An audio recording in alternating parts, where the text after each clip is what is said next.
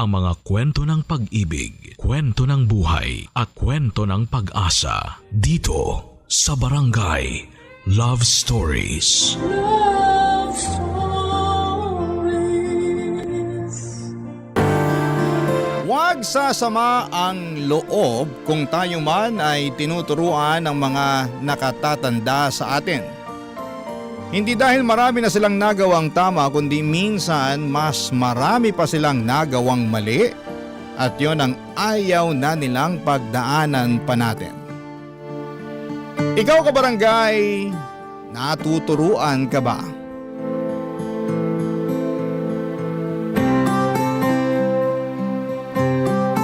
Dear Papa Dudut, naniniwala ba kayo sa kasabihan na ng mga matatanda tungkol sa karma?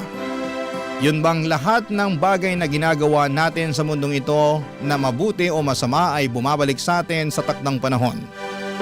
Minsan ay doble o tripling ulit pa. Kaya naman inihalin tulad ito sa pagtatanim ng mabuting buto upang mabuting karma rin ang anihin mo. Siguro iyon nga ang pinagdaraanan ko kaya naman napasulat ako sa programa ninyong Barangay Love Stories. Pero bago ang lahat ay gusto ko munang kunin ang pagkakataon na ito upang magpasalamat sa inyong istasyon at kay Papa Dudut dahil sobrang nakakaaliw ang mga istorya ng buhay na itinatampok ninyo. Maraming salamat talaga. Ako nga pala si Danilo. Hindi ko totoong pangalan. Taga Taytay Rizal at nasa 29 years old na ako. Kung babalikan ko ang aking kabataan, noong araw ay masasabi kong nuknukan ako ng sutil. Kaya naman abot sa kabilang barangay ang konsumisyon sa akin ng mama ko.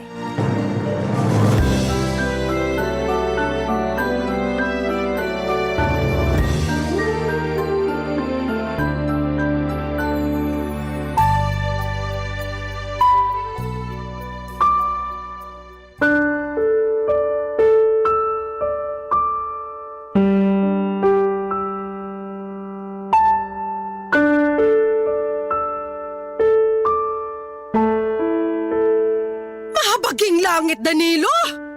Ano ba namang klase to mga grado mo? Puro palakol! Tuda tuloy ako kung makakapasa ka nito sa high school.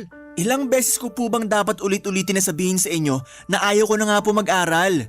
Kayo lang yung pilit ng pilit sa akin. Tapos nagre-reklamo kayo na ganyan mga grado ko. Sino hindi magre-reklamo? Ikarekla-reklamo naman talaga to. Tsaka ano na lang ang sasabihin sa'yo ng namayapa among papa nito, nak? Siguradong kinahihiya ka na nun sa langit. Yan po yung ayaw ko sa inyo eh. Dinadami nyo palagi si Papa wala na nga yung tao. Baka imbis na nananahimik na yung kaluluwa nun sa langit, palagi pang naiistorbo at nangungonsume, kakabanggit niya ng pangalan niya sa tuwing pinagagalitan niyo ko. Paano hindi ako magagalit? Kagalit-galit naman kasi itong pinaggagawa mo sa pag-aaral mo. Baka nakakalimutan mong hindi ka bumabata. 20 anyos ka na, di ba? Opo. Sa edad na yan, dapat nasa kolehiyo ka na pero hindi ka pa nakakapagtapos ng high school. Ay nako, paulit-ulit naman po tayo eh. Konti na lang po, maiirita na talaga ako sa inyo. Aba? Ikaw pa umiga ng mairita sa akin, ha? Kasi naman po ang kulit nyo eh. Paano ako naging makulit kung kapakanan mo lang naman yung iniisip ko? Tsaka hindi naman ako makikinabang sakali makapagtapos ka ng pag-aaral. Ikaw din naman, di ba? Baka nakakalimutan mo na mas madali makapaghanap ng trabaho yung mga kabataang may tinapos. Alam ko naman po yun. Alam mo naman pala, pero palagi mo binabaliwala yung mga pangaral ko. Hindi ko po binabaliwala. Pero nakakaturete na kasi kayo eh. Tsaka para naman kayong di makaintindi. Ilang beses ko na sinabi sa inyo na ayoko na nga mag-aral. Ang tanda-tanda ko na rin para pumasok sa eskwelahan. Siyempre nahihiya na rin ako, no? Mas mahiya ka sa akin dahil ako nagpapaaral sa'yo. Hindi ko naman po sinabi na pag-aralin niyo ako ah. Tsaka ako makakumpara kayo sa akin sa ibang tao. Lalo dun sa mga anak ng mga kazumba nyo na nakagraduate na. Akala nyo naman talaga na pakinabangan nila yung mga tinapos nila. Anong ibig mong sabihin? Yung anak ng kumare nyo, tinapos pagkapiloto pero nasan ngayon? Di ba nasa call center kasi practical daw? Grabing pagsasayang ng pera naman yun makapagtapos lang siya ng kurso niya na kung tutuusin, mapapamura ka sa mahal tapos babagsak lang sa ganun. Tapos yung isa pang anak ng kumare nyo, IT naman ang tinapos pero nauwi lang sa pagre-repair ng mga gadget sa palengke. Hoy, ano masama ron? Wala. Pero pwede naman yun matutuhan kahit di ka nakapagkolehiyo eh. Aksaya lang sa pera na pinag-aral pa sila ng ganun. Tapos dun lang sila mapupunta. Di ba para namang mas nakakahiya na sabihin may tinapos ka pero di ka sa larangang yun nagtatrabaho? Hindi nakakahiya yun. Dahil anong malay natin sa pinagdadaanan nila? Diba? Malay mo, ilang beses sila nag-a-apply ng trabaho na may kinalaman sa kurso na tinapos nila pero walang bakante o maraming kakumpetensya. Kaya nag-iba na lang sila ng pinasukan. Hindi masama yun kasi hindi naman sila nagnanakaw. Tsaka wag mo nga akong bigyan ng katwiran na mas maigi na wag na lang magtapos ng pag-aaral kasi pwede lang yon kung madiskarte ka. Para nyo na rin pong sinabi na di ako madiskarte ah. O buti alam mo, Sakit nyo naman pong magsalita. totoo naman sinasabi ko ah. Napakakupad mo. Hindi ka mautusan sa bahay. Reklamador ka, kulang ka rin sa diskarte. Kaya paano ka aasenso sa buhay niyan? Yun na nga lang pag-aaral mo ang susi. Para kahit paano magkaroon ka ng alas pag naghanap ka na ng trabaho. Ay, ewan ko na lang talaga sa yung bata ka. Baka sa kangkungan ka na lang pulutin pagdating ng araw.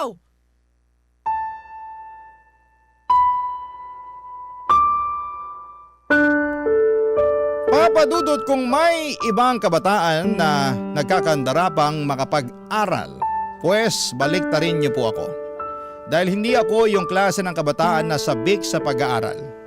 Pero gusto ko lang pong linawin na hindi ako proud sa bagay na yon ngayong matanda na ako. Pero noong mga panahong yon kasi wala talaga sa puso ko ang kahalagahan ng edukasyon, dahilan kung bakit hindi ko iniintindi ang mga sinasabi sa akin ng mama ko. Kumbaga pasok lang sa kanang tenga at labas naman sa kaliwa ang ginagawa ko.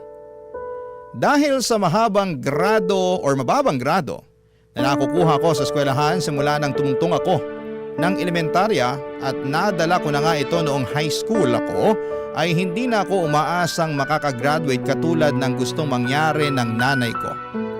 Pero mapilit siya kaya gumawa ako ng isang bagay para matakasan ang pag-aaral.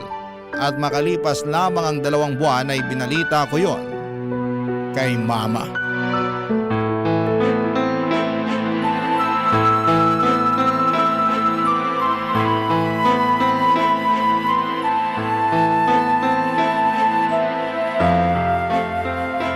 Anong sinasabi mong tukmul ka? Man naman eh. Paulit-ulit na lang po ba tayo? Nasasayang laway ko kasasalita, di naman pala kayo nakikinig. Ay, ma, bakit niyo po ako binatukan? Nakuha mo pa magtanong? Nakakairita ka! Ano po bang nakakairita sa sinabi ko kung yun naman po yung totoo? Hindi mo ba talaga makuha kung bakit ako nagkakaganito? Siguro nga mahina talaga ang ulo mo para hindi mo pa rin makuha yung punto ko. Grabe naman kayo, ininsulto niyo pa ako. Kakainis ka kasi! Ewan ko kung anong klaseng utak meron ka para maisip mo pang bumuntis at magkaanak. Hindi mo nga alam kung paano buhayin yung sarili mo. Paanong hindi ko po alam hindi na naman po ako bata. Kaya ko na ang sarili ko at patutunayan ko yun sa inyo. Pwede ba, Danilo? Huwag mo nga ako pasikatan ng ganyan. Paano kaya mo ng sarili mo?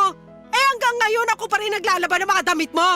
Pati yung mga brief mo, ako rin na naglalaba. Kailangan nyo pa po ba talagang sabihin yan? Aba, oo naman. Bakit hindi? Pwede ko naman yan ipagawa sa nanay na magiging anak namin. Total gawain ng mga babae yan. Yan! Diyan ka magaling! Yung iasa sa ibang tao, yung mga bagay na dapat ikaw na mismo ang gumagawa. Tsaka ganyan na lang ba talaga kababa ang tingin mo sa aming mga babae? Tagalaba, tagaluto, tagalinis ng bahay? Kasi kung oo ba, hindi ka na rin naiiba sa tatay mo. Manang-mana ka sa kumag na yon. Man naman eh. Kung di nyo ako kinukumpara sa ibang tao ginagaya nyo naman ako kay Papa. Baka nakakalimutan nyo na kahit anak niya ako, magkaibang tao pa rin kami. Aba, oo naman. Kasi kahit naman paano marunong mag-alaga ng mga anak niya yung tatay mo. Nabibilinan ko na yon sa inyong magkakapatid nung maliliit pa kayo. Ikaw! Kaya mo na ba mag-alaga ng bata? Magpalit ng diaper? Magtimpla ng gatas? Tingin ko kasi hindi pa Dahil mas mukhang alagain ka pa kaysa sa anak mo. Tapos ang lakas pa ng loob mo na sabihin na patutunayan mo sa akin. Bakit po ba imbis na suportahan nyo na lang ako, pinagsasalitaan nyo pa ako ng masakit? Naturingan pa naman kayong nanay ko pero masyado kayong masakit manalita. Nasasaktan ka kasi totoo yung mga sinabi ko. Tsaka paano kita susuportahan hindi mo nga pinakinggan yung mga pangaral ko sa'yo nung araw? Na imbis na pag-aaral mo ang atupagin mo, mas pinili mo ang magkaanak. Apo niyo rin naman po yung magiging anak ko ah. Apo ko nga! Pero sana lang, wag na wag mo siyang idadamay sa pagiging miserable ng buhay mo. Kawawa naman kasi yung magiging anak mo. Hindi mangyayari yung bagay na yon dahil magsisikap ako sa buhay. At patutunayan ko sa inyo na aasenso ako, na hindi ako magiging miserable at di rin magagaya sa akin yung magiging anak ko. Alam nyo ma, naiintindihan ko naman kung bakit kayo nagagalit sa akin kasi nga hindi ko kayo sinunod na tapusin ang pag-aaral ko. Pero sana maintindihan nyo na hindi lahat ng kabataan gusto makapagtapos ng pag-aaral. Di lang talaga para sa akin ang bagay na yon kaya wag nyo na akong pilitin. Ngayon na magkakaanak na ako, gusto ko na lang magtrabaho para kumita ng pera. Bahala ka sa buhay mo. Matanda ka na. Basta, wag ka lang lalapit sa akin at magsasabi na sana tinapos mo ang pag-aaral mo imbes na nag-anak ka ng maaga. Papa Dudut, aminado ako na wala pa akong alam sa pagkakaroon ng anak at tama naman lahat ang mga sinabi sa akin ni Mama noong sinermonan niya ako. Pero nang mga panahong yon, alam ko sa sarili ko na mas gusto ko nang maging tatay kesa tapusin ang pag-aaral ko. At kahit na nakonsensya pa ako ng bahagyan ng umiyak si Mama, ay tinatagang ko na lamang ang aking loob at sa huli ay tuluyan na akong nawala ng pakialam sa damdamin niya. Para sa akin, matanda na ako para patuloy pa rin niyang pakialamanan sa kung ano ang desisyon na gusto kong gawin sa aking buhay. At para sa akin, Papa Dudut, ay kakayanin ko naman siguro magtrabaho upang kumita ng pera nang sa ganon ay may maipangtustos ako sa aking anak. Kaya nga kahit na hindi masaya ang nanay ko sa nangyari, ay pinangatawanan ko pa rin ang kagustuhan kong magkabibi na noong mga panahong yon, Papa Dudut. Barangay Love Stories. Barangay Love Stories. At dahil nga sa hindi ko na tinapos ang pag-aaral ko, ay hindi na rin po ako nakagraduate ng high school, Papa Dudut. Sobrang laki ng panghihinayang ng nanay ko dahil 1 taon na lamang ay hindi ko pa raw pinagbigyan. Patuloy pa rin niyang sinumbat sa akin ang lahat ng pera na ginastos niya, pambaon ko at pagbibigay niya para sa mga projects noong araw na nag-aaral pa ako. Bagay na kinainis ko talaga ng husto sa kanya. Sa huli, wala na rin naman siyang nagawa sa desisyon ko na mas piliin ko ang aking anak. Kaya lang inarealize ko na mahirap pala talagang kumita ng pera. Maswerte kami kasi pensyonado ang namayapa naming tatay kaya naman kahit papaano ay may nakukuha ang nanay ko. Namatay kasi ang tatay ko noong nasa 2nd year high school pa lamang ako at kabilin-bilinan nga niya kay Mama na pagtapusin ako ng pag-aaral. May mga nakatatanda akong kapatid na meron na rin namang trabaho pero dahil pamilyado na rin sila ay limitado na lamang ang perang na ibibigay nila sa bahay.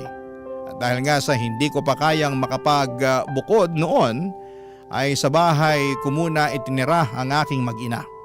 At naging maayos naman ang relasyon ng nanay ko at ng kinakasama kong si Lena, Papa Dudut.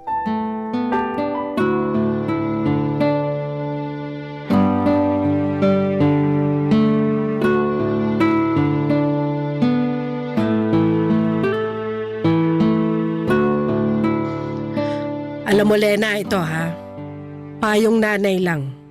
Total ako na rin naman yung tumatayong nanay mo dahil dito kayo nakatira sa bahay ko. Ano po yan, Ma?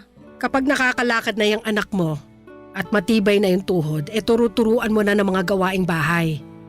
Hindi kasi porke lalaki, dapat masanay na walang alam sa buhay.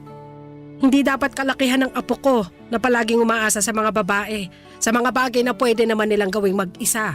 Yun naman po talaga ang plano kong gawin pag lumaki na po yung anak namin ni Danilo. Na paunti-unti tuturuan ko siya na gumawa ng mga gawaing bahay para may alam naman siya. Oo, kasi yan yung bagay na hindi ko nagawa at naturo nun kay Danilo. Biruin mo ha, 4 silang magkakapatid at si Danilo lang ang lalaki. Siyempre, dahil nga uniko iho, spoiled ng tatay, kaya pinagbawalan ako na paggawain ng mga gawaing bahay. Palibhasa, magkalinyang pag-iisip ng mag-amang yon. Kaya nga lagi ko sinasabi kay Danilo na manang-mana siya sa tatay niya. Medyo napansin ko nga po kay Danilo na ayaw niya na gumagawa ng mga gawaing bahay. Mabilis mag-init ang ulo niya.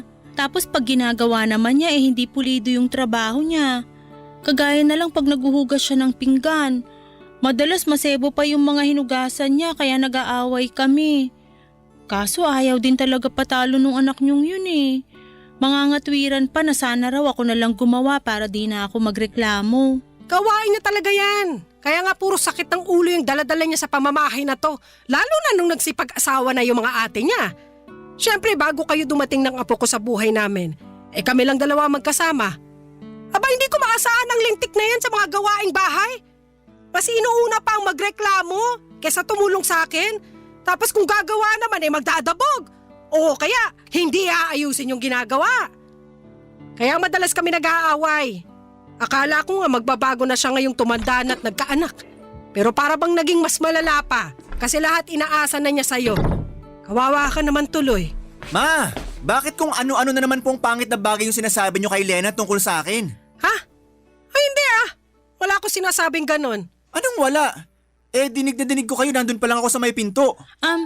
Mahal, hindi mo naman sinabi na uuwi ka ng maaga. Oo, kasi wala kaming overtime. Kaya tuloy nahuli ko kayo na pinag-uusapan ako. Nagkukwentuhan lang naman kami ni Mama. Tapos ako yung naisip yung pagkwentuhan, ganon? Nabanggit lang naman ni Mama. Hindi ka naman naming sinadyang pag-usapan. Pakiramdam ko sinadya nyo kasi kanino ko pa nakakagat yung dila ko eh. Bakit pa kasi apektado ka dyan? Sa totoo naman yung lahat ng mga sinabi ko kay Lena tungkol sa'yo. Di lumabas na rin yung totoo na pinagkwentuhan nyo nga ako. Ay, hindi lang palabas na pinagkwentuhan. Dahil sinisiraan nyo ako sa kinakasama ko. Anong sinisiraan? Hindi ganun yun, no? Hindi raw, pero kung todo kayo lait sa akin. At ikaw naman, Lena, huwag ka nga masyadong nakikinig sa nanay ko. Alam ko na close kayo, pero sige ka, magiging kamukha mo na siya. Danilo naman, nanay mo pa rin yung pinagsasalitaan mo ng ganyan. Alam ko, pero wala pa naman sa kalingkingan ng mga masasakit niyang sinabi tungkol sa akin yung sinabi ko tungkol sa kanya, di ba? Tsaka sa lagay pag siya nagsabi ng masama tungkol sa akin ayos lang kasi nanay ko siya, pero pag ako gumawa nun, masamang anak ako dahil nanay ko siya? Para naman yatang di patas yun. Hirap kasi sa inyo, akala nyo kung sino kayong perpekto. May mga pagkukulang din naman kayo sa sarili nyo. Papa Dudut, masaya naman ako na magkasundo sina Mama at Lena. Kaya sila close.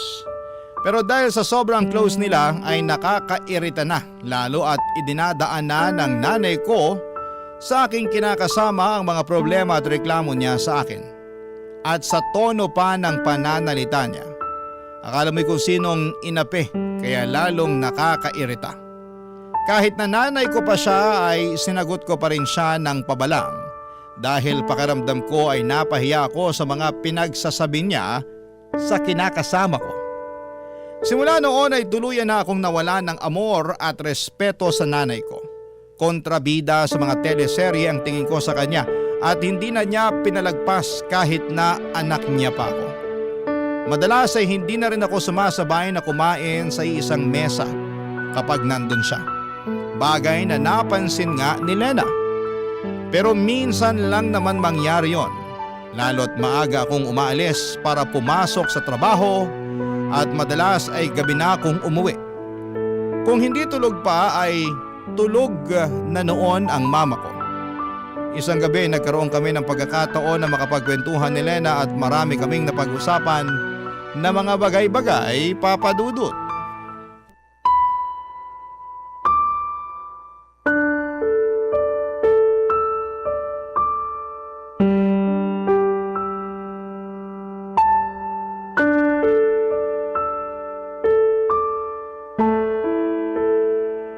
Namimuhan ka na naman dahil 5 beses kang na-late sa cut-off nyo. Oo, di mo ba nabasa dyan? Nagsorry na lang ako para kunwari may pakay ako sa memo nila. Paano nangyari yun? 10 minuto lang naman yung layo ng tinitira natin sa pinapasukan mo. Paano ka nalilate? Ha? Ano kasi? Ano?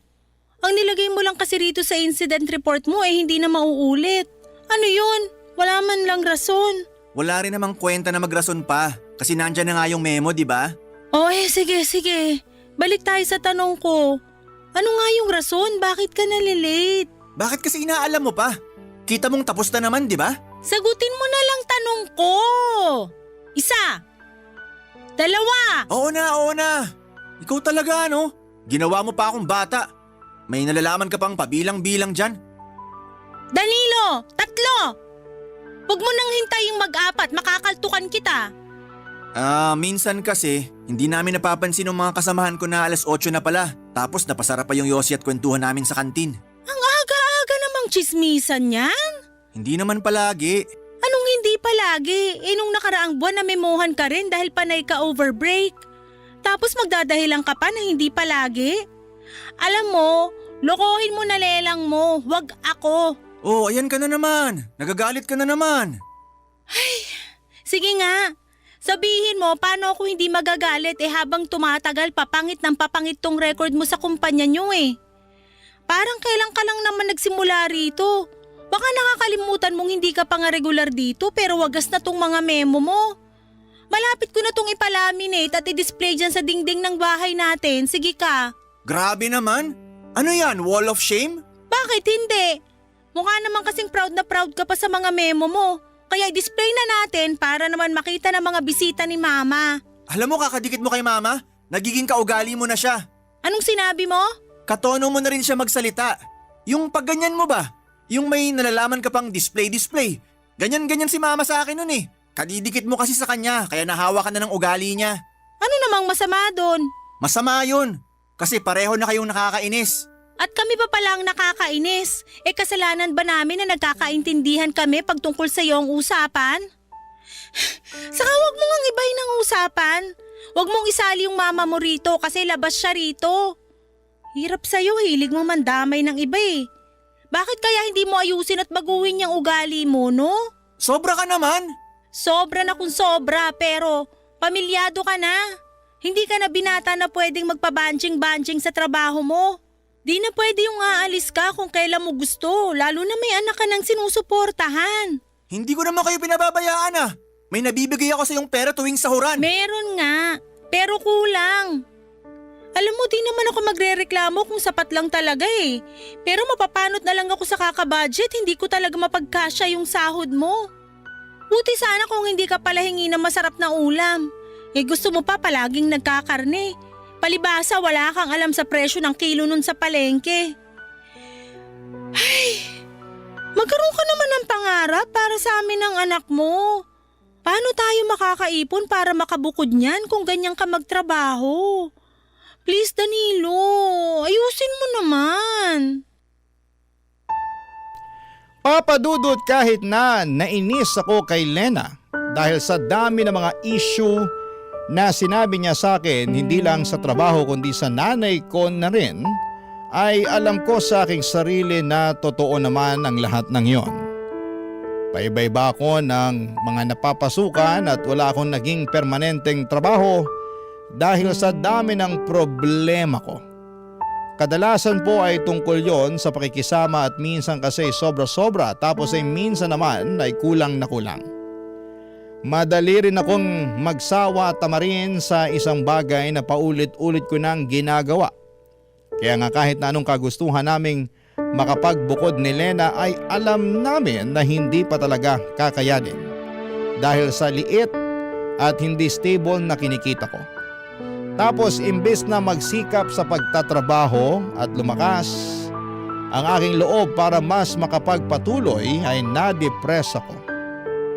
Pakiramdam ko ay naparalisa ang buong katawan ko sa mga problemang binato sa akin ng kapalaran. Kaya naman hindi ako makakilos ng maayos ng mga panahong yon. Papadudot. Barangay Love Stories. Barangay Love Stories. Papadudot, hindi na nga ako produktibo sa aking ginagawa ay natanggal ako sa pinapasukan ko ng mga panahong yon. Pero inilihim ko yon kay Lena dahil baka mag-alala siya at mamroblema. Nakiusap na lamang ako sa iba kong kakilala sa dati kong mga pinasukan na bigyan ako ng racket para naman kahit papaano ay may kitain ako, pero alam ko na niloloko ko lamang ang aking sarili dahil hindi matatapatan ng mga barya-baryang kita ko ang sinuesweldo ko kada kinsenas at katapusan sa dati kong pinapasukan na kalkulado ko na ang aking kikitain. Kaya naman napansin nyo ng misis ko. Kaya para mapagtakpan na natanggal ako sa trabaho at makapagbigay pa rin ng pera kay Lena nang hindi niya pinagdududahan ay nangutang na nga po ako. Alam ko naman na mapanganib yung ginawa kong yon pero ayoko lang talagang mag-away kaming dalawa. Saka hindi pwede na mawalan ako ng perang pambigay dahil nga may anak kami na sinusuportahan ko. Kaya lang ay lumobo lang ang utang na yon. At umabot na sa punto na hinahunting na ako ng mga pinagkakautangan ko.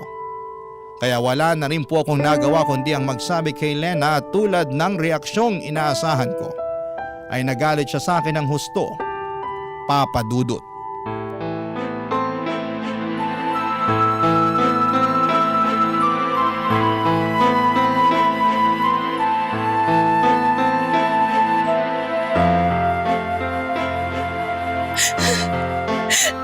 Danilo, ano bang pumasok sa isip mo para gawin yung bagay na yun? Marami. Sa sobrang dami di ko na alam ano talaga yung tama sa mga naiisip ko. Kaya nagpadalos-dalos ka na lang sa desisyon mo, ganun ba? Akala mo siguro yun yung tamang gawin, pero hindi mo na naisip yung balik nitong problema sa atin. O ngayon, wala ka na nga trabaho tapos ang dami mo pang utang. Pero nagawa ko lang naman yun para hindi magkulang sa perang binibigay ko sa'yo. Baka nakakalimutan mong panereklamo mo sa akin na kakarampot lang ang sinusweldo ko. Magkaibang bagay naman yun. Kasi itong mga binibigay mo sa akin ngayon inutang mo pala. Hindi ka ba nakikinig? Ginawa ko lang naman yun kasi nga kailangan... Nakikinig ako at naiintindihan ko ang rason mo pero kahit anong gawin ko, hindi ko pa rin matanggap na kailangan mo pang mangutang pantapal sa sweldo mo kasi nawalan ka ng trabaho. Yun yung punto ko doon, Danilo. Nawalan ka ng trabaho at hindi mo yun sinabi sa akin. Naiintindihan mo ba yung bigat ng kasalanan mo? Oo, pero... Pero ano? Sabihin mo! Natakot kasi ako sa'yo eh. Natakot ako sa kung anong pwede mong sabihin sa akin. Kung ano man ang mga sasabihin ko sa'yo, alam mo sa sarili mo na totoo lahat yon. Hindi naman kita pagsasalitaan ng masakit kung wala akong dahilan, di ba? Pero ikaw ang gumawa ng mga dahilang yon. Tapos silitanyaan mo ako ng ganyan. Kaya nga kasalanan ko talaga yung nangyari. Natakot ako na harapin yung bunga ng mga maling desisyon ko. Natakot ako na marinig sa'yo lahat ng mga pagkakamali ko kasi kilala ko sarili ko eh. Imbis na tanggapin yung mga kasalanan ko at magsikap, madali ako maapektuhan. Kaya nalulugmok agad ako. At yun din ang dahilan kaya naging desperado na ako. Sana iniisip mo man lang kami ng anak mo bago ka naging desperado. Iniisip ko naman kayo. Palagi ko kayong iniisip kaya nagawa ko yung mga bagay na yun. Maniwala ka sa akin, Lena. Mahal na mahal ko kayo ng anak natin. Ewan ko, pero malapit na talaga akong maniwala sa mama mo na hindi ka maasahan. Si mama na naman. Alam mo, namumuro na talaga sa akin yung nanay ko na yan. Bakit ka nagagalit sa kanya? Totoo naman yung mga sinabi niya. Saka kumpara sa akin mas matagal ka nang nakasama ng nanay mo kaya kabisado na niya yung ugali mo. Oo nga, pero hindi pa rin tama na sinisiraan niya ako sa'yo. Hindi ka niya sinisiraan. Ikaw ang sumisira sa sarili mo. Pwede ko naman kasing hindi paniwalaan yung mga sinasabi niya dahil araw-araw nagbabago ang tao para sa ikabubuti niya. Pero hindi mo yun magawa sa sarili mo. Sa katunayan, puro na lang sa ikasasama mo at ng pamilya natin yung mga ginagawa mo. Sabihin mong hindi, patunay yung mga memo mo sa dati mong trabaho sa mga violation na pinaggagawa mo. Sorry na, hindi ko naman sinasadya eh. Siguro nga tama kayo ni Mama na masyado kong sutil at hindi maaasahan. Ewan, personalidad ko na siguro. Akala ko nun walang makakapagpabago sa akin kasi kahit nga mga pangaral ng nanay ko hindi ko sinusunod. Sabi niya mag-aral daw ako ng mabuti para makapagtapos ako pero inayawan ko kasi nahihirapan ako. At tingin ko hindi para sa akin ang pag-aaral. Pero mas nahihirapan ako ngayong maghanap ng matinong trabaho dahil prioridad ng mga ina-applyan ko yung mga may tinapos. At wala ako nun. Kaya nga pakaisipin mo yang mabuti dahil hindi mo na mababalik yung nakaraan. At kahit na magsisi ka pa at magmukmok, wala ka nang magagawa. Alam mong hindi yan ang sagot kundi magpakatino at magpatuloy. Pero kung hindi mo talaga kaya, hayaan mo akong tulungan ka. Ako na magtatrabaho, ikaw magbantay sa anak natin. Papadudot para akong binanlian ng kumukulong tubig na sinundan ng isang balding punong-puno ng yelo dahil sa mga sinumbat sa akin ni Lena. Lahat kasi yon ay totoo at para bang natapakan noon ang aking pagkalalaki. Kasi wala naman akong nagawa, alam ko na pag ako lang ang dumiskarte ay lalo kaming mababaon sa utang. Nung ako pa nga lang mag-isa ang nakakaalam ng problema ko ay para bang masisira na ako ng ulo. Kaya nga tulad ng payo sa akin ng kinakasama ko ay nagsikap ako sa paghahanap ng trabaho. Pero pinag-isipan ko rin naman kung siya na lang muna ang pagtatrabahuhin ko dahil mas madiskarte at malakas ang loob niya kaysa sa akin. Hindi nga nagtagal ay pumayag akong mamasukan si Lena at kapag rest day niya ay ako naman ang rumaraket. Pinatos ko na talaga kahit na anong pwede katulad ng pagtatao sa mga tindahan, pagiging delivery boy or waiter sa mga catering event. Lahat ng yon ay ginawa ko para makapag-ipon ng pambayad sa aking mga utang. At hindi yon lingid sa kaalaman ng nanay ko, Papa Dudo.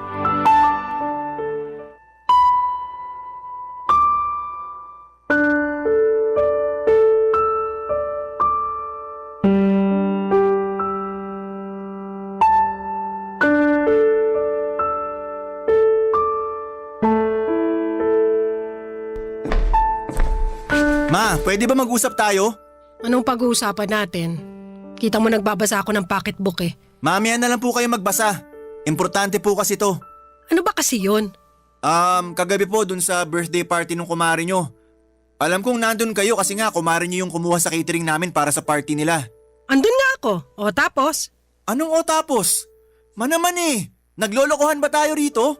Oo. Naglolokohan lang tayo rito kasi hindi ko maintindihan yung tinutumbok ng usapang to. Ano ba kasi ang gusto mong sabihin? Sabihin mo na. Hindi yung inaabala mo ang pagbabasa kung lentik ka. Tinatawag ko kasi kayo kagabi doon dahil isa ako sa mga waiter. Pero hindi nyo man lang ako pinapansin. Nakailang tawag ako ng mama pero di kayo lumilingon. Napansin na nga ako nung katabi nyo at sinabihan kayo na tinawag ko kayo pero umiling lang kayo at kumain. Inisip ko na lang na baka wala kayo sa mood makipag-usap kaya nagtrabaho na lang ako. Pero pagdaan ko ulit sa likod nyo, narinig ko na nabanggit ng katabi nyo yung pangalan ko. Kasi nga raw nakita niya ako na nag-waiter sa catering service tong party na yon. Pero sabi nyo, hindi ako yon. Na wala kayong anak na ganun ang trabaho. Tama ba naman yun? Sa ayaw ko lang na pag-usapan yung tungkol sa'yo kaya ganun na lang sinabi ko. Tinatanong ko kung tama ba yun kasi nakaka-insulto kayo eh. Para sa akin tama yon. Kasi yung mga taong yon, sigurado akong pagtatawanan ka pag kinumpirma ko na ikaw nga yun at ganun lang ang trabaho mo. Kaya sinabi ko na hindi ikaw para matapos na agad ang usapan namin. Tsaka kung nainsulto ka, kamusta naman yung nararamdaman ko bilang nanay mo? Akala mo yata hindi masakit sa akin na pagtawanan ng ibang tao yung hanap buhay mo. Kasi maliit yung kita, ganito ganyan. Lalo alam ko naman sa sarili ko na ginawa ko ang lahat para mabigyan ka ng mabuti at maayos na kinabukasan. Hirap sa inyo, inuungkat nyo na naman yung nakaraan eh. Ang problema rito yung pagtanggi nyo sa akin na anak nyo. Bakit ka nagagalit sa bagay na yon? Kasalanan ko ba? Na hirap akong ipagmalaki ka dahil sa ugali mong yan? Kung yung pagiging sutil ko nung araw ang sinasabi niyong ugali, nagbago na ako. At nagsisikap na ako ngayon para sa pamilya ko, ma. Dapat lang naman talaga na magsikap ka. Dahil nabanggit sa akin ni Lena na marami ka raw pinagkakautangan na kailangan mong bayaran. At lahat ng yon ay kagagawa ng padalos-talos mong desisyon sa buhay. Kahit nanay mo ko sumuko na ako sa ugali mong yan. Kaya hindi mo ako masisisi kung ganito ako sa'yo ngayon. Para sa akin, pambawi ko to sa lahat ng konsumisyon na pinaranas mo sa akin nung araw. Kumbaga gusto ko na lang na hindi mangonsumi sa'yo. Lalo na't nandyan naman na yung kinakasama mo. Kawawa nga lang siya kasi ang bata-bata pa baka tumanda agad kung hindi ka magbabago. Alam mo Danilo, imbis na umiyak-iyak ka dyan o magtampo-tampo, mabuti pang gawin mo pagtuunan na lang ng atensyon ng buhay nyo. Magsumikap ka para makabayad ka sa mga utang nyo. Magpakatino ka sa pagtatrabaho para matustusan mo ang mag-ina mo. Patunayan mo sa akin na responsable ka na. Baka sakaling magbago ang tingin ko sa'yo at maipagmalaki na kita. Papa Dudut, alam kong masakit ang mga sinabi sa akin ng mama ko. Pero wala naman akong magawa dahil lahat ng yon ay totoo at tagos sa buto. Kasalanan ko naman talaga ang mga maling desisyon ko sa buhay kaya naging pangit ang resulta nito. At ang masakit pa ay karamay ko pa sa mga kamalasang yon si Lena at ang aming anak.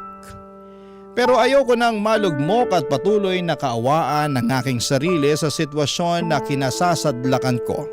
Sa halip ay nagsikap ako para makabangon.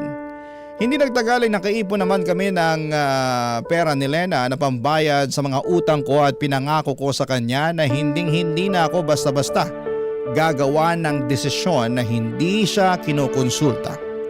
Marami po akong natutunan sa mga karanasan ko sa buhay na dinala ko nitong tumanda na ako. At kasama na nga doon yung mga hindi pagpapasaway sa mga magulang natin. Dahil posible nila tayong bawian pagdating ng panahon. Pero hindi naman ako tuluyang kinahiya at tinakwil ng mama ko and in fact, maayos ang relasyon namin ngayon dahil pinatunayan ko sa kanya na seryoso na ako sa pagbabagong buhay para sa ikauunlad ng aking sarili. At yun naman ang pinaka-importante. Hanggang dito na lamang po ang sulat ko, Papa Dudut. Maraming salamat po sakaling mapili po ninyong i-ere sa programa ninyong Barangay Love Stories. God bless and more power sa inyong istasyon. Ang inyong forever kapuso at kabarangay, Danilo. Anong say mo sa Barangay Love Stories na ito? Pagkwentuhan natin sa comment section yan. Barangay Love Stories. Love Stories. Sa mundong puno ng pagsubok at pighati ay palaging may isang tao na nagiging dahilan para patuloy tayong magpakatatag. Pero lahat ay may limitasyon at katapusan, pati na rin ang oras na pwede nating silang makasama. Ikaw, kapuso, paano ka muling magsisimula kapag nawala na ang taong nagbibigay sa iyo ng dahilan para mabuhay?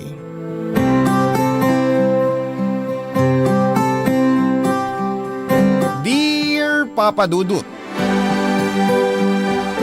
may mga relasyon na sa sobrang tagal na ay minsan ay pinalalamig na lamang ng panahon. Hanggang sa unti-unti ay hindi nyo na halos maramdaman ang unang dahilan kung bakit nagsimula ang relasyon ninyo. At tanging panghihinayang na lamang ang dahilan kung bakit nagpapatuloy pa ang lahat sa pagitan ninyong dalawa. Panghihinayang at responsibilidad na lamang ang tanging kinakapitan para pareho kayong hindi bumitaw sa lumalabo ng relasyon. Hi Papa Dudut, ako nga pala si Ella, isang online seller ng pabango. 32 years old na ako sa ngayon at nakatira dito sa Marikina. Matagal na rin po akong tagapakinig nitong inyong programang Barangay Love Stories. Hindi ko na nga po mabilang kung ilang beses akong naiyak sa mga sulat na inyong binabasa. Bukod sa mababaw talaga, ang mga luha ko ay talaga namang nakakaantig ng damdamin ng kwento ng ating mga kabarangay na nagpapadala ng kanilang mga sulat. Kaya naman nag-decide ako na ibahagi din ang kwento ko sa araw na ito. Papa Dudut, first boyfriend ko ang asawa kong si Joe. Pakiramdam ko nga ay siya talaga ang soulmate ko. Pareho kasi kami ng zodiac sign at magkasunod ang araw ng birthday namin, tapos marami ang nagsasabi na magkahawig na raw kaming dalawa. Noon pa man ay naririnig ko na rin na kapag magkamukha daw ang magkarelasyon, sila rin daw ang nagkakatuluyan. At yun nga ang nangyari sa aming dalawa, Papa Dudut.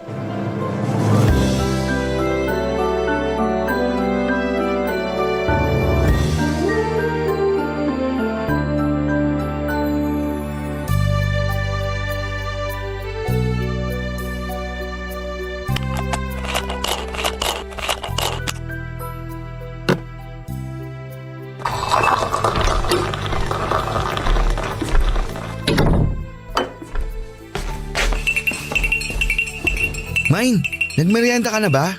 Uy, Mine! Ang aga mo namang nakauwi ngayon. Maaga rin kasi akong kumota kaya pinayagan ako ng supervisor namin na mag-early out sa trabaho. Naks naman, ang bait naman ng supervisor mo. Eh di ba siya yung kinukwento mo dati na palaging masungit sa inyo? Oo, siya nga yun. Pero mula nang malaman niya na buntis ka, ayun, naging mabait na sa akin. Totoo yata yung sinasabi nila na may dalang swerte yung mga buntis sa mister nila. Kita mo nga halos araw-araw na akong kumukota ng dahil sa'yo. Anong dahil sa akin? Dahil yun sa sipag at tiyaga mo na makipag-usap sa mga tinatawagan nyo para bentahan ng insurance. Hindi rin, Mine. Naniniwala talaga ako na ikaw talaga ang swerte sa buhay ko. Ay, oo nga pala. May pasalubong ako sa'yo. Ano yan, Mine? Eto, yung na-request mo sa akin nung isang araw. Buko pie, mula sa paborito mong store sa Laguna. Hala, Mine, ang bilis mo namang nakabili nito. Akala ko sa isang linggo pa yung uwi ng katrabaho mo sa Laguna, kaya hindi mo ako kaagad madadalhan nito. Sabi mo kasi sa kanya ka magpapabili ng buko pie. Hindi ka rin kasi niya natiis. Nakwento ko kasi sa group chat namin ng mga katrabaho ko na gusto mo ng buko pie. Ayun, nagkanya-kanya na kaagad sila ng presenta kung sino sa kanila ang pupunta ng Laguna para bumili. Grabe, ang babait naman talaga nila. Kahit isang beses ko palang silang nakita nang isama mo ko sa dinner nyo dati, ang lakas ko na kaagad sa kanila. Excited na kasi sila sa magiging first baby natin. Lalo na 3 buwan na lang, manganganak ka na. At excited na rin ako na kinakabahan. Pero syempre, mas lamang yung excitement sa akin. Kasi gusto ko na rin talagang makita at mayakap ang baby natin. Malapit nang mangyari yun, Mine. Malapit na tayong maging isang buo at masayang pamilya. 3 buwan na lang pala, magbe-birthday na rin tayong dalawa. Sakto pa na yung due date ko, halos nakadikit lang din sa birthday natin. At kapag nagkataon na nanganak ka sa birthday mo o birthday ko, makakatipid tayo sa pagsa-celebrate ng mga birthday nating 3. Maganda yung naisip mo, Mine. Makakatipid talaga tayo kasi isang celebration na lang ang gagawin natin. O, di ba? Natuwa ka rin? Nakaka-excite kayong isipin na 3 tayong sabay-sabay na nagsa-celebrate ng mga birthday natin. Kaya sana talaga manganak ka na mamaya. Uy, grabe. 3 buwan pa, Mine. Masyado ka namang nagmamadali. Siyempre, joke lang yun. Excited lang talaga akong maging tatay. Kahit nung una, sobrang kinabahan talaga ako nang sabihin mo na buntis ka. Aminin mo, kinabahan ka na baka habulin ka ng itak ng papa ko nung hindi pa natin sinasabi sa kanila na buntis ako. Oo, isa talaga yung sa pinakamalaking dahilan ko. Pero ang talagang kinatakutan ko nun, baka hindi ko mabigay sa'yo ang lahat ng kailangan mo at ng magiging anak natin.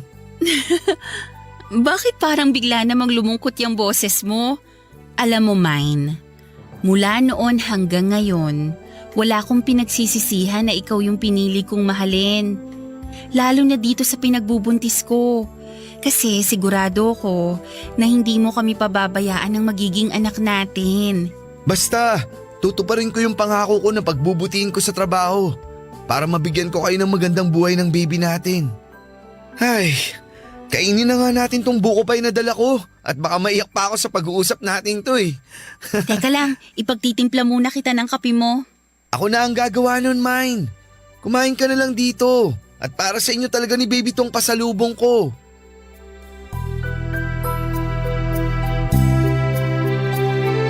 Papadudot, nasa second year college ako at third year naman si Joe nang mabuntis niya ako.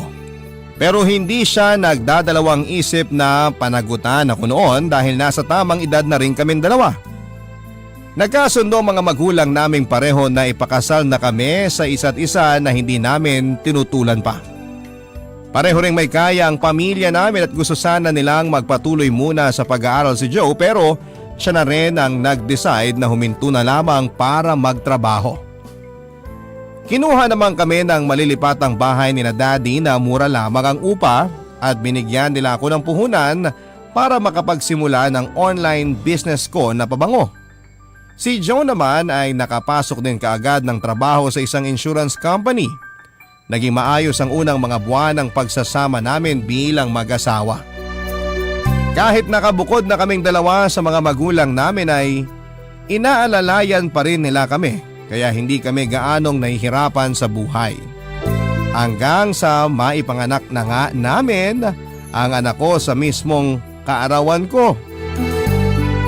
Iba pala talaga kapag may anak ka na, Papa Dudut.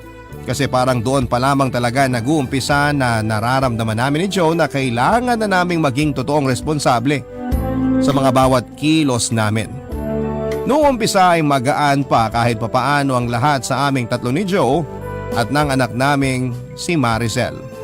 Kaya lang habang lumalaki si Maricel at lumalaki rin ang mga gastusin, doon na nag-umpisa ang pagtatalo namin ng asawa ko. Tungkol sa mga gastusin, gawaing bahay, oras para kay Maricel at kung ano-ano pang bagay na minsan ay parang wala na masyadong sense na pagtalunan pa, Papa Dudut.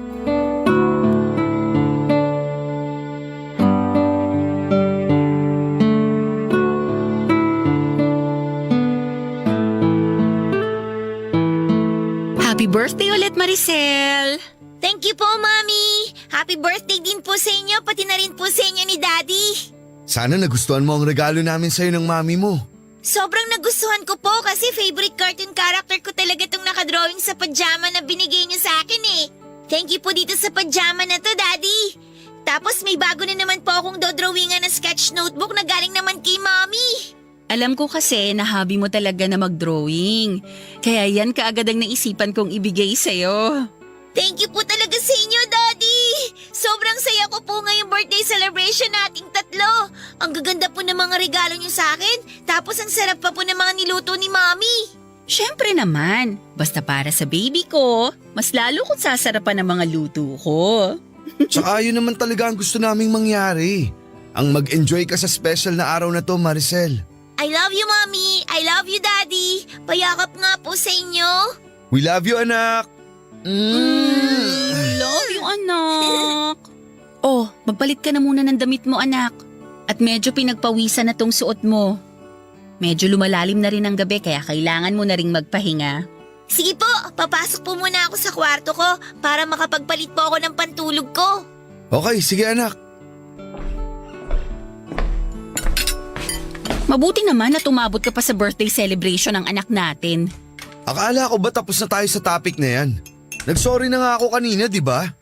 Hindi ko naman ginusto na medyo gabi ng uwi. Anong medyo gabihin? Alam mo ba kung anong oras ka na nakauwi dito sa bahay? Halos mag-aalas 9 na. Gusto ko na ngang mauna na kaming kumain ni Maricel kanina para hindi na siya mapuyat. Pero nakiusap lang siya na hintayin ka para sabay-sabay tayong hipan niyang kandila sa birthday cake na yan. Pero nagpaliwanag na nga ako kung bakit late na ako nakauwi. Masyadong mababa ang benta ng team namin kaya pare-pareho kaming kailangan na mag-overtime. Overtime! Wala na akong ibang narinig mula sa iyo kung hindi ang lecheng overtime mo. Ella, pwede bang wag mo akong simulan? Pagod ako sa trabaho O bakit? Ikaw lang ba ang pagod? Baka nakakalimutan mo na may negosyo rin akong inaasikaso kahit nandito lang ako sa bahay. At ako pa ang nagluto ng lahat ng pagkain nandyan sa lamesa na yan. Sinabi ko naman sa'yo na umorder na lang tayo ng mga pagkain, di ba? Tapos ngayon, isusumbat mo pa na napagod ka dahil sa pagluluto mo? Parang kasalanan ko pa na gusto kong makatipid tayo kaya nagluto na lang ako. Wow ha! Thank you sa pag-appreciate ng effort ko, Joe. Saka alam mo, dapat nga magpasalamat ka dahil kahit nakalimutan mong bumili ng regalo para sa anak natin, nagawang ko pa ng paraan. Wala ka na ngang oras para kay Maricel? Tapos pati ba naman pagbili ng regalo? Makakalimutan mo pa? Kailangan ba pati yan isusumbat mo pa sa akin? Alam mo naman na mula nang ma-promote ako sa trabaho, marami na akong bagay na nakakalimutang gawin. Pero huwag mo naman sanang kalimutan yung responsibilidad mo bilang asawa ko at tatay ng anak natin. Na-promote ka nga, pero hindi naman masyadong nadagdagan ng sinisweldo mo. Tapos parang halos kulang na lang, doon ka na sa opisina niyo tumira. Sa umpisa lang naman to kasi nag-a-adjust pa ako. Intindi mo naman sana yun. Mahigit kalahating taong ka ng supervisor. Hanggang kailan ba kami mag-a-adjust ni Maricel lang dahil lang sa promotion mo? Mami, Daddy, nag-aaway po ba kayo? Maricel, kanina ka pa ba dyan? Mami, bakit po kayo nagsisigawan? Galit po ba kayo na hinintay nating kumain si Daddy? Siyempre hindi. Masaya nga ako na sabay-sabay tayong nakapag-blow ng birthday candle na lagi nating ginagawa. Anak, hindi talaga kami nag-aaway ng mami mo. May pinagtatalunan lang kami pero maliit na bagay lang yun. O bakit pala hindi ka pa nagpapalit ng damit mo?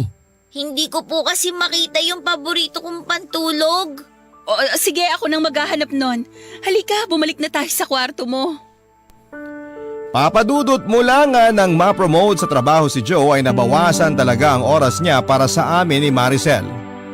Palagi siyang naka-overtime at nakikipag-unahan na makakota sa ibang supervisor sa opisina nila.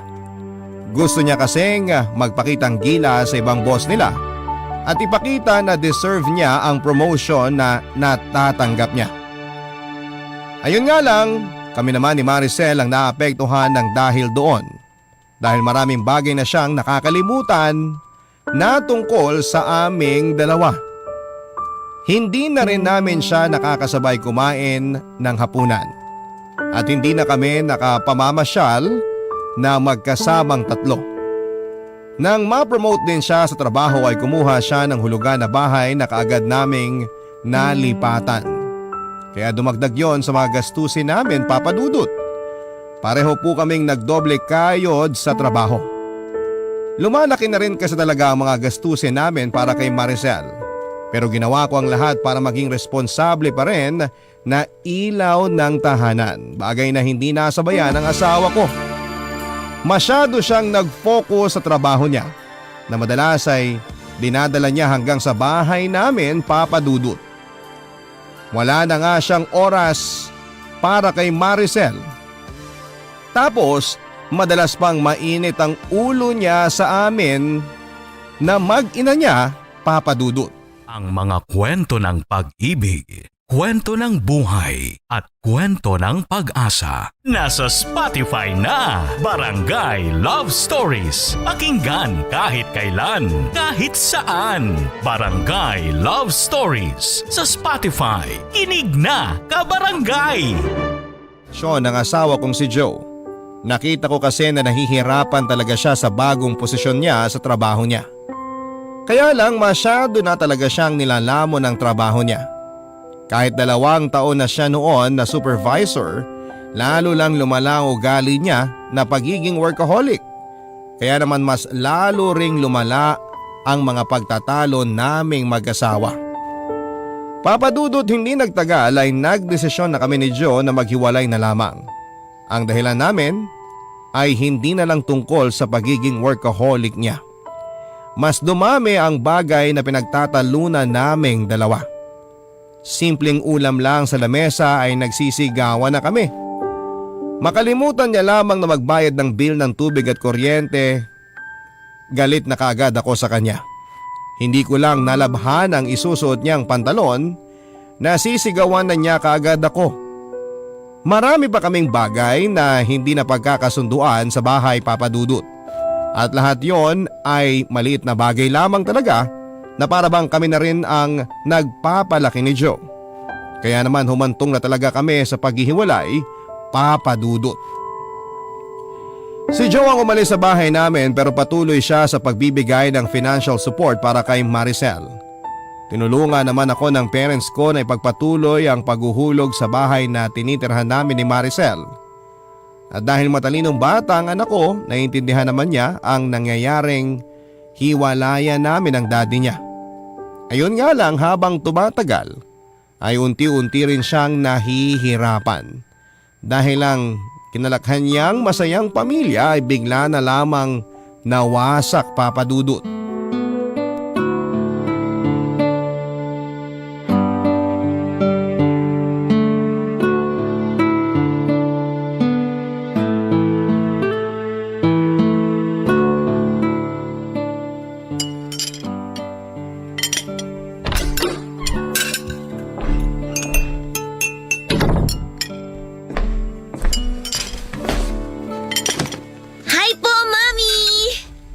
Nakauwi ka na pala. Sakto kasi katatapos ko lang magluto nitong pancake na merienda mo. Wow! Favorite ko po yan! Lahat naman ng niluluto ko, favorite mo eh. Siyempre po, lahat kasi ng niluluto nyo, masarap po talaga, Mami. Sus, binola pa ako ng anak ko. Totoo po yun, Mami. Kaya nga po palagi ako malakas kumain kapag nandito ako sa bahay eh. Kasi wala akong pinalalampas sa mga niluluto niyong pagkain para sa akin. Naku, mukhang may gusto ka lang ipabili sa akin ah. Wala po. Nagsasabi lang po talaga ako ng totoo. Umupo ka na nga dito nang makapagmerienda ka na. Sige po. O, eto na yung pancake at chocolate drink mo. Thank you, Mommy. You're welcome, anak. Malapit na nga pala ang birthday mo. Birthday po nating tatlo ni Daddy. Oo nga naman, birthday nating tatlo. Ano bang gusto mong gawin sa birthday natin? Gusto mo ba na i-invite natin ang mga classmate mo para makapag-celebrate ka kasama sila? Hindi na po. Alam niyo naman po na konti lang ang friends ko sa school namin eh. Eh di yung mga friends mo na lang ang invite natin. Busy po sila sa araw na yon. Ah, ganun ba? O sige, ipagluluto na lang kita ng paborito mong carbonara kahit wala tayong bisita. Yay! Sige po, Mommy! At saka para mas maging espesyal pa ang birthday mo, ano gusto mong regalo? Sabihin mo lang sa akin at ibibigay ko sa iyo yon. Talaga po? Kahit ano pong hilingin ko, bibigay nyo? Oo naman, basta ba kaya kong bilhin eh. Hindi nyo naman po kailangan gumastos sa regalo na gusto ko. Anong ibig mong sabihin, Maricel? Mami, yung gusto ko po sanang regalo sa birthday ko, yung makapag-celebrate po ulit tayong tatlo ni na Daddy ng magkakasama kagaya ng dati. Nung 1 taon po kasi si Daddy ang kasama ko nung birthday niya sa apartment niya. Tapos nung birthday po natin, tayong dalawa na lang po yung magkasama dito sa bahay. Maricel, naiintindihan mo naman siguro yung sitwasyon natin ngayon. Pati na rin yung tungkol sa amin ng daddy mo. Opo, naintindihan ko naman po, Mami.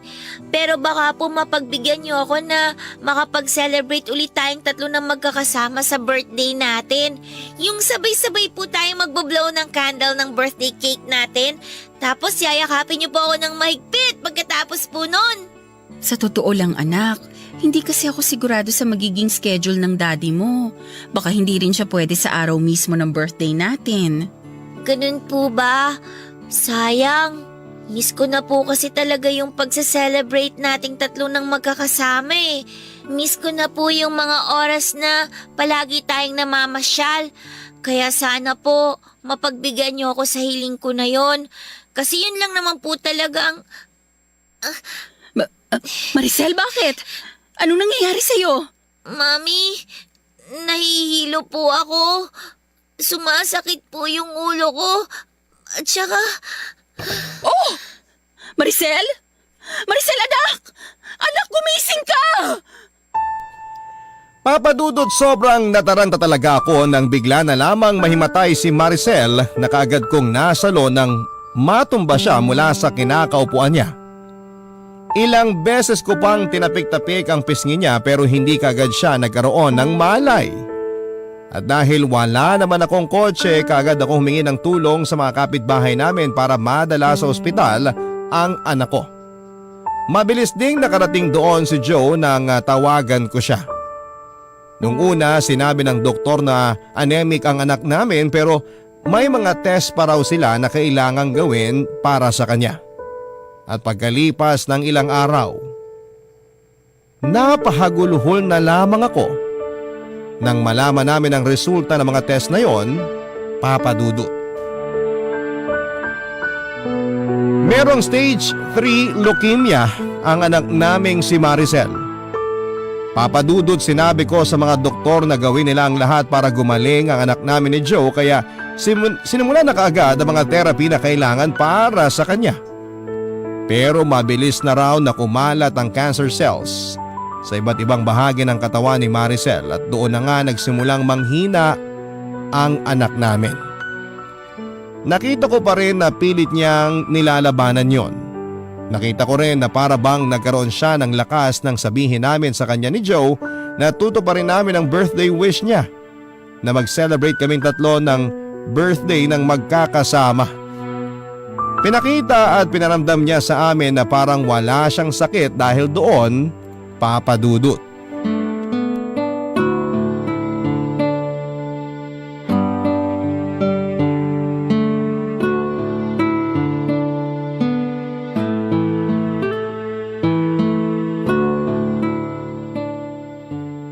Maricel, ready ka na bang hipa natin ng daddy mo ang candle dito sa birthday cake natin? Opo, Mami. Kanina pa po ako ready at excited na i-blow natin tong candle. Oh, ready na pala ang anak natin. Kaya hipan na natin to. Sige. 1, 2, 3! Happy birthday, Maricel! anak! Yay! Happy birthday din po, Mami, Daddy! Thank you po sa pagtupad ng birthday wish ko. Sobrang saya ko po na magkakasama ulit tayong tatlo ngayon. Siyempre, hindi namin pwedeng hindi to pa rin ang birthday wish ng nag-iisa naming baby. Daddy, hindi na po ako baby. 11 years old na po ako. Ah, big girl na pala tong baby namin. Sige nga, subukan ko nga kung big girl ka na talaga. Ha? Sinong big girl, ha? Ano, big girl ka na talaga? Ha? Alisin na po yung kamay niyo sa tagiliran ko. Sabi mo big girl ka na eh. Dapat hindi ka na nakikilit eh. Daddy naman eh. Joe, tama na yan. Baka masyadong mapagod ang anak natin. Eto na, bibitawan ko na siya. Si Daddy talaga. Palagi na lang ako kinikiliti kapag sinasabi kong big girl na ako. Doon kasi natin malalaman kung talagang hindi ka na baby. Maricel, islice mo na tong cake mo para makakain ka na rin. Mami, pwede po bang bukas na lang ako kumain ng cake? Ang sarap po kasi ng niluto niyong carbonara eh. Kaya naparami po yung kain ko kanina. Nabusog po tuloy kaagad ako. Sige, ayos lang anak. Itatabi ko na lang muna sa ref natin tong cake mo. Thank you po. Gusto ko na rin po magpahinga kasi medyo po inaantok na rin po ako. Okay, halika. Sasamahan na kita sa kwarto mo. Kaya ko na po ang sarili ko, Mami. Maiwan ko na po kayo dito ni Daddy. Thank you po ulit sa masayang birthday celebration ngayon, ha. Happy birthday po ulit sa inyo, Daddy. Happy birthday din sa'yo, anak. Papasok na po muna ako sa kwarto.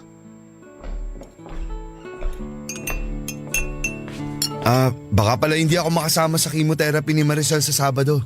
Bakit naman hindi? Nung isang linggo ko pa sinabi sa'yo yung tungkol dun ah. May meeting kasi ako sa isang malaking prospect namin na client.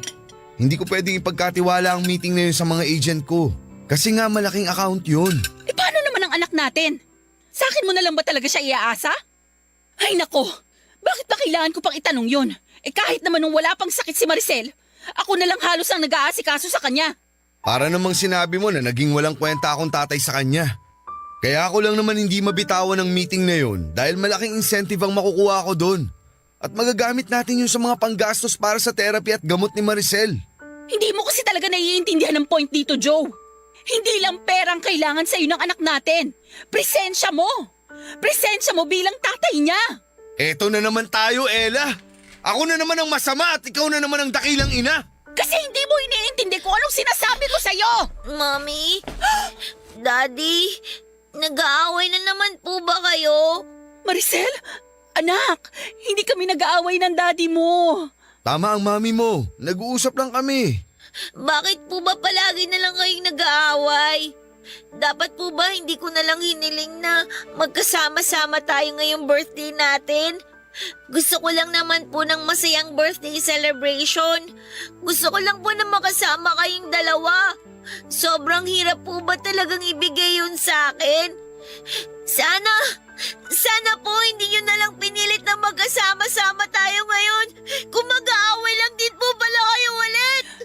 Maricel! Maricel, sandali lang! Anak! Papadudot ilang minuto rin pong nagkulong si Maricel sa kwarto niya at umiyak bago niya kami pinagbuksan ni Joe ng pinto. Pareho naman kaming nagsorry sa kanya ni Joe at alam kasi namin na nasira namin ang dapat sana ay masayang birthday celebration naming tatlo.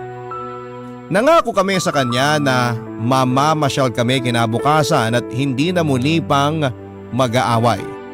At dahil talagang mabait na bata si Maricel ay tinanggap naman niya ang sorry namin basta raw tutuparin namin ang pangako naming pamamasyal kinabukasan. Hindi ko na rin talaga maintindihan kung bakit gano'n na lamang kadali para sa amin ni Joe ang mag-away at magsigawan, Papa Dudut. Magsisimula sa simpleng pagkatalo na mauuwi sa walang katapusan na sumbatan. Para bang hindi na kami pwedeng magsama ng matagal sa iisang lugar nang hindi kami nagsisigawan. Kahit may usapan kami ng araw na yon na iwasan namin magtalo, ay nauwi pa rin sa sumbatan ang lahat sa aming dalawa. Mali yata talaga na kami ay magkasamang dalawa.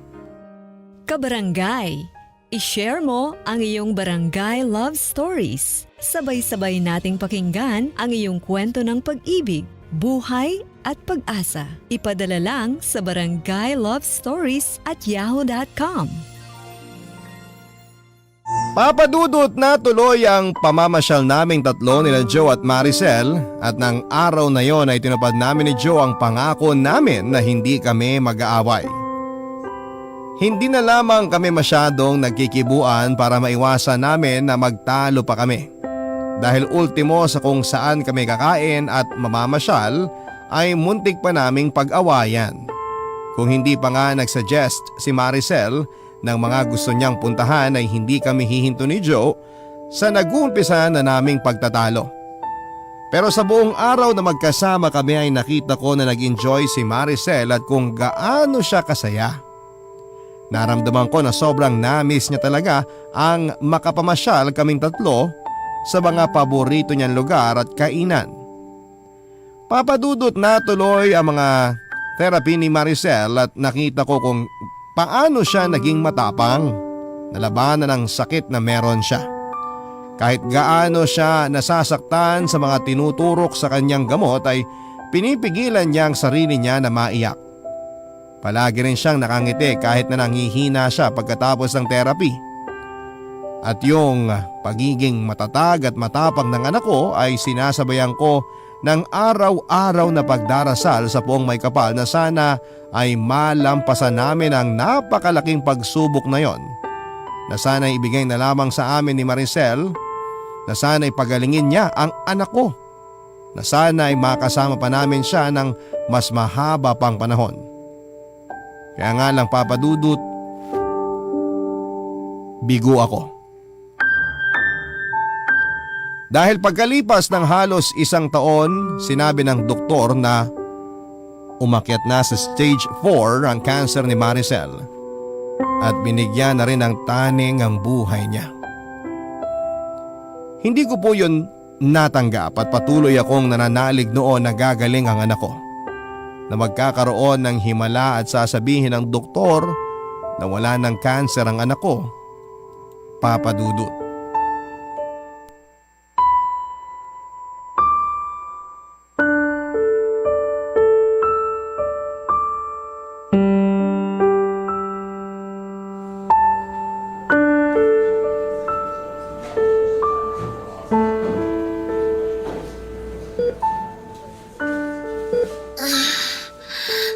Mami, Anak, gising ka na pala. Kumusta na ang pakiramdam mo? bukod po sa medyo masakit yung katawan ko, maayos naman po ako, Mami. Gusto mo bang kumain na? May dala ako dito na paborito mong carbonara.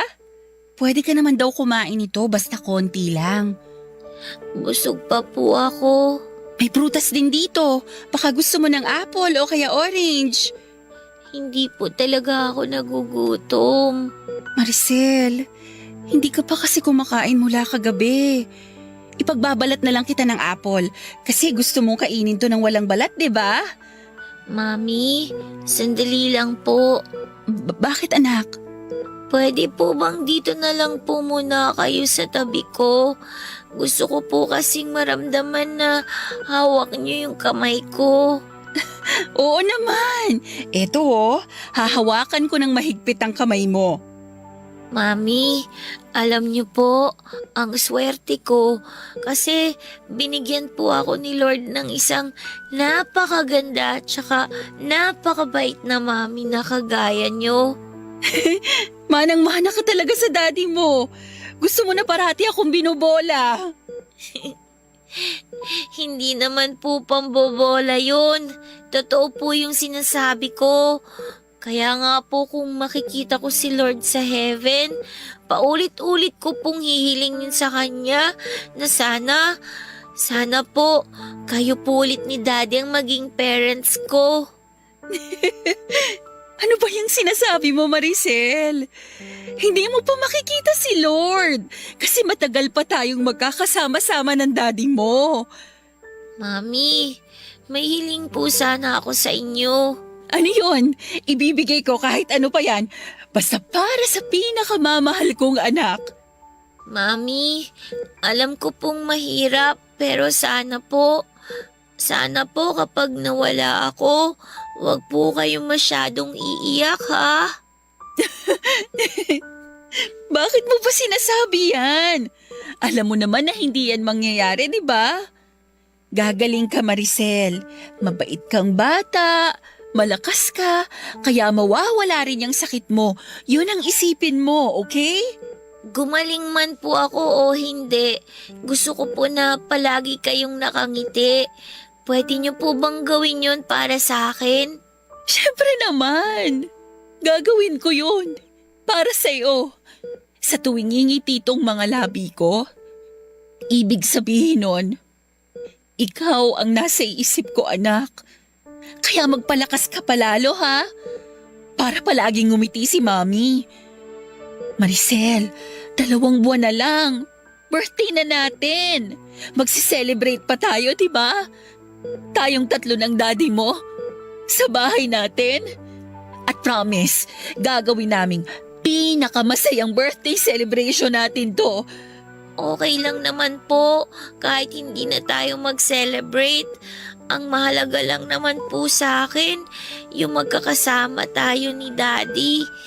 Mami, sorry po kung nagagalit ako sa inyo ni Daddy kapag nag-aaway kayo ha. Sorry po kung naging pasaway akong anak sa inyo. Hindi mo kailangan na mag-sorry. Dahil kahit kailan, hindi ka naging pasaway. At naging napakabait mong anak sa amin ng daddy mo. Kayo rin po ni Daddy, naging napakabait niyo po sa akin. Kaya paulit-ulit po akong nagpapasalamat na kayong binigay ni Lord sa akin. Mami, gusto ko na po muna ulit matulog. O sige, ayos na ba yung pagkakahiga mo? Opo. Okay, lalabas lang muna ako ha.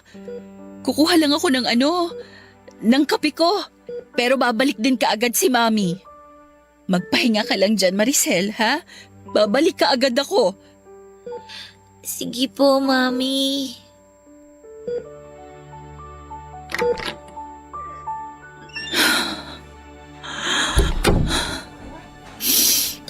Ella, bakit ka umiiyak? Si Maricel kasi parang nagpapaalam na siya sa akin kanina. Malakas pa ang anak natin. Alam ko na makakasama pa natin siya ng mas matagal.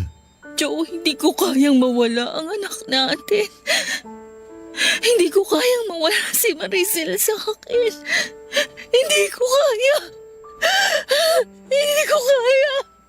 Magpakatatag ka lang, Ella. Kailangan natin kayanin to, lalo na ngayon. Hindi tayo pwedeng makita ni Maricel na pinanghihinaan ng loob. Kailangan niya tayong dalawa ngayon. Kaya please, alam ko na may hirap pero kailangan nating tatagan ang loob natin para kay Maricel. Papa Dudut, pakiramdam ko noon ay pinaparusahan kami ni Joe ng puong may kapal dahil pareho kaming hindi naging mabuting asawa sa isa't isa. Hindi namin natupad ang pangakong binitawan namin sa altar, Papa Dudut. At hindi namin nagampanan ng maayos ang tungkulin namin bilang isang magulang kay Maricel. Kaya bilang kaparusahan ay tinakda niya na kunin ang maaga ang anak namin. Alam ko na mali ang bagay na tumatakbo noon sa isipan ko pero hindi ko yon mapigilan talaga. Ang naisip ko rin noon, Papa Dudut, ay bakit naman kailangan na si Maricel pa ang makaranas ng ganong sakit? Bakit kailangan na siyang magkaroon ng malubhang karamdaman at bakit hindi na lamang ako? Kasi handa naman akong akuin ang lahat. Huwag lamang masaktan ang anak namin ni Joe. Mas mababawasan siguro ang kirot na nararamdaman ko noon kung sakaling hindi ko nakikitang naghihirap ang anak ko. Kaya nga lang, Papa Dudut, hindi sa akin ibinigay ang sakit na yon. Hindi ako yung tinaningan ng doktor na mawawala na sa mundong ito. Hanggang sa dumating nga ang oras na kinakatakutan ko. Ang pagpanaw ni Maricel 1 buwan bago ang aming birthday. Sobrang sakit noon kasi umasa pa ako na muli kaming magkakasama-sama sa araw ng birthday namin. Nangako ko sa kanya ng isang napakasayang birthday celebration. Magluluto ako ng paborito niyang pagkain, bibigyan ko siya ng maraming regalo at hihipa namin ng sabay ang kandila sa paborito niyang birthday cake. Isang pangako yon na tinupad ko pa rin kahit ako na lamang mag-isa sa bahay Papa Dudut.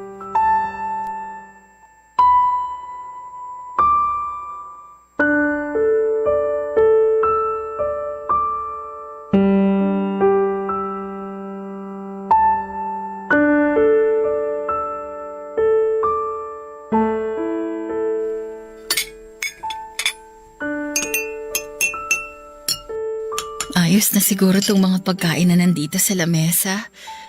May carbonara, fried chicken, buko salad, at saka strawberry ice cream. Sigurado ako na magugustuhan lahat to ni Maricel. Anak, nakikita mo ba tong mga inihanda ko para sa birthday nating dalawa? Lahat to paborito mo. Kaya ako nandito ka lang.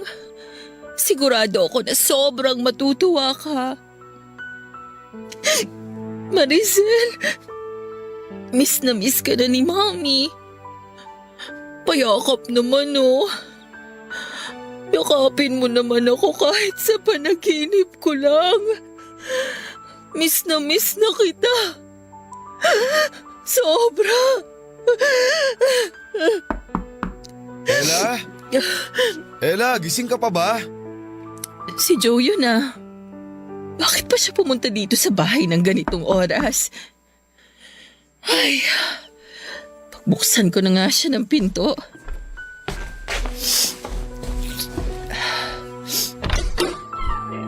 Happy birthday!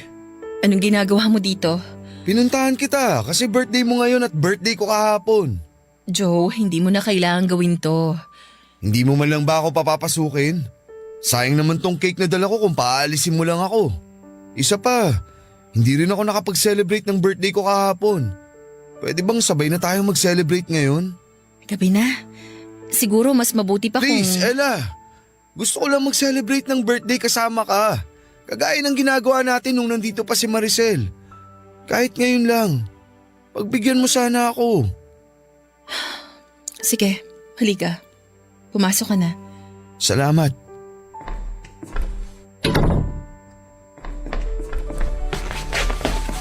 Oh, naganda ka rin pala dito ng mga pagkain. Ikaw ba ang nagluto ng mga to? Oo. Paborito lahat to ni Maricel. Lalo na tong creamy carbonara mo. Sigurado ako na kung nandito lang siya, mabubusog na naman kaagad yun. Ay, eto nga pala yung cake. Ilalabas ko na sa kawan para maisama dito sa mga inihanda mong pagkain. Sige, salamat. Ayan. Ayos! Kompleto na tong handa para sa birthday celebration nating tatlo ni Maricel. Teka lang, parang may kulang pa pala. Anong ginagawa mo? Sisindihan ko tong kandila dito sa cake natin. Hindi mo naman na kailangan gawin yan, Joe. Hindi kompleto ang birthday celebration na to kung hindi natin sabay hihipan ng kandila na nandito sa ibabaw ng cake. Pero wala na nga si Maricel. Hindi mo pa talaga yun naiintindihan? Wala nang dahilan para sindihan mo pa yung kandila na yan dahil wala na rin ang anak ko para hipan yan, Joe. Anak natin, Ella. Pareho nating anak si Maricel. Kaya pareho tayong nawalan dito. Huwag mo naman sanang sarilinin ng sakit. Ako naman kasi talaga yung may kasalanan. Dapat nung una pa lang, napansin ko na kaagad yung pagiging matamlay at sakitin niya. Naakala ko normal lang para sa edad niya. Dapat nakita ko kaagad yung mga pasa sa katawan niya. Dapat hindi ko siya pinabayaan. At kung ginawa ko lang yung tungkulin ko bilang nanay niya, siguro hindi siya nawala sa atin. Kaya kasalanan ko to, Joe. Kasalanan ko kung bakit nawala ang anak natin. May kasalanan din ako. Kasi nawalan ako ng oras para sa inyong dalawa. Alam ko naman, Ella, na ako talaga ang punot dulo kung bakit tayo naghiwalay. Dahil hinayaan ko na sirain ng trabaho ko ang pamilya natin. Nagpalahamon ako sa karir at pera ko. Pero kahit ano palang pagsusumikap ang gawin ko sa trabaho, hindi rin nun maibibigay ang totoong kaligayahan ko. Kasi hindi na iligtas ng perang pinagpaguran ko ang buhay ng anak natin. Joe! Hindi ko lang pinapakita pero palagi kong sinisisi ang sarili ko. Tama ka naman eh. Napakagago ko kasi wala nang ibang naging importante sa akin kung hindi ang trabaho ko. Ella, sorry. Sorry kung hindi ko talaga nagampanan yung papel ko sa pamilya na to. Sorry kung napabayaan ko kayo ng anak natin. Pero please, hayaan mo akong bumawi sa'yo. Hindi pa naman huli ang lahat, di ba? Hindi pa huli para muli nating maayos ang lahat sa ating dalawa. At alam ko na ito rin ang gusto ni Maricel na mangyari. Ang magkaayos tayo at ang pamilya na to. Hindi ko alam. Ewan ko. Masyado pang magulo para sa akin ang lahat. Sa totoo lang, hindi ko kasi alam kung paano mag-uumpisa ulit. Hindi ko alam kung paano ko tatanggapin na wala na si Ella sa buhay ko. Joe, alam mo naman na sa kanya umiikot ang mundo ko. At ngayon na wala na siya, hindi ko alam kung paano magsisimula. Hindi ko alam kung paano bibigyan ng dahilan ng sarili ko para magpatuloy sa buhay na to. Basta ang alam ko lang, sobrang sakit. Sobrang sakit dito. Ang sakit-sakit kasi kahit kailan, hindi ko na makikita at mayayakap pa ang anak natin. Papa Dudut, hindi ko talaga alam kung paano muling magsisimula nang hindi na kasama si Maricel. Sa lumipas na halos 12 taon, sa kanya ko na pinaikot ang mundo ko. Mula sa pagising sa umaga hanggang sa pagtulog sa gabi, kaya hirap na hirap ako na patakbuhin ang oras ko nang wala na siya sa bahay o sa bahay ko. Halos hindi ko na rin natutukan pa ang online business ko at madalas din na nasa bahay ang mga magulang ko, pero tinataboy ko lang sila at sinasabi ko na kaya ko ang sarili ko. Sila ang tumutulong sa akin noon para sa mga bayarin ko na napabayaan ko na. Pinayuhan din nila ako na mas mabuti raw kung ibenta ko na lamang ang bahay na tinitirhan ko para mabilis ako makapag-move on, bagay na hindi ko sinang-ayunan. Dahil nasa bahay na yon ang ilan sa mga pinakamagagandang ala-ala namin na magkasama ni Maricel. Gabi-gabi at araw-araw po akong umiiyak sa iba't ibang sulok ng bahay, Papa Dudut. Nandun ako palagi sa kwarto ni Maricel at madalas na tinititigan ang mga gamit niya pati na ang mga drawings niya. Minsan din ay niyayakap ko ang mga damit niya o kaya ay ang una niya sa kama. At kapag naaamoy ko siya o kaya ay umiihip ang malamig na hangin, nararamdaman ko na parang nandun lamang siya at nakayakap sa akin. Hirap na hirap talaga akong magsimula muli, Papa Dudut. Hirap akong makita ang bukas nang hindi na siya kasama. Sana kung si Maricel ay tumakbo ang oras ko at umikot ang mundo ko. Paano pa ako magpapatuloy kung pakiramdam ko ay nag-iisa na lamang ako? Isang linggo ang lumipas nang sinimulan kong dalaw-dalawin sa bahay ni Joe, Papa Dudut. Nung una ay tinataboy ko pa siya at sinasabi ko sa kanya na hindi ko siya kailangan. Wala akong ibang kailangan sa buhay ko kung hindi ang anak ko lamang. Umalis din siya sa bahay pero muling bumalik kinabukasan at paulit-ulit ko siyang tinataboy pero hindi niya ako sinukuan. Sinabi niya na palagi lang siyang nandyan para sa akin. Sila na mga taong nagmamahal sa akin. Sinabi niya rin na kailangan kong magpakatatag hindi lamang para sa sarili ko kung hindi para na rin kay Maricel. Sigurado raw siya na nalulungkot ang anak namin kasi nakikita niyang patuloy akong nahihirapan sa pagkawala niya. Hanggang sa hindi ko na nga napigilan ang sarili ko na maiyak sa kanya. Tama naman kasi si Joe sa lahat ng mga sinabi niya. Mas lalo ko lang pinahihirapan ang anak naming si Maricel kung patuloy akong magkukulong sa kalungkutan. Papadudot, nagkabalikan din po kami ni Joe hindi lamang dahil sa awa kung hindi dahil sa mas naiintindihan na namin ang isa't isa. Sa pagkawala ng anak namin ay pareho kaming maraming na-realize ng asawa ko. Ang relasyon ay hindi natatapos sa pagtupad ng isang obligasyon, kung hindi sa pagpapakita at pagpaparamdam ng walang katapusang pagmamahal sa gitna ng mga pagsubok na dumarating sa ating buhay. Maraming salamat po sa pagpili at pagbabasa ng sulat ko, Papa Dudut, at sa mga kagaya ko na minsang nawala ng minamahal sa buhay. Piliin nating maging matatag. Totoong madali itong sabihin at mahirap gawin. Pero palagi na lang nating isipin na para makausad tayo mula sa kalungkutan ay kailangan natin ng isang may mga tao pa rin na natitira para magbigay sa atin ng lakas at magparamdam ng kanilang pagmamahal. Ang inyong forever kapuso at kabarangay, Ella. Barangay Love Stories. Love Stories.